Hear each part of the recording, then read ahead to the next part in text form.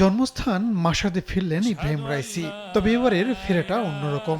এই শহরেই তাকে চিরনিদ্রায় শায়িত করা হবে। বিমানবন্দরে ইরানের প্রেসিডেন্টের মরদেহকে জানানো হয় রাষ্ট্রীয় সম্মান। এ সময় এক আবেগঘন পরিবেশ তৈরি হয়। তাবরিজ তেহরানের পর মাশহাদের রাস্তাতেও লাখো মানুষের ঢল নামে। প্রিয় নেতাকে শেষবারের মতো শ্রদ্ধা জানাতে সকাল থেকে জড়ো হয় মানুষ। পবিত্র শহর হিসেবে পরিচিত মাশহাদের ইমাম রেজার মাজারে সমাহিত করা হবে রাইসিকে। নিহত অন্যদের মরদেহ নিজ নিজ জন্মস্থানে পাঠানো হয়েছে। আনুষ্ঠানিকতা শেষে বৃহস্পতিবারই সবার দাফন সম্পন্ন হবে। এর আগে বুধবার রাজধানী তেহরানে তাকে শেষ বিদায় জানানো হয়। তার মরদেহে শ্রদ্ধা জানান অন্তত 50টি দেশের প্রতিনিধি, ছিলেন কয়েকটি দেশের রাষ্ট্র ও সরকার প্রধান।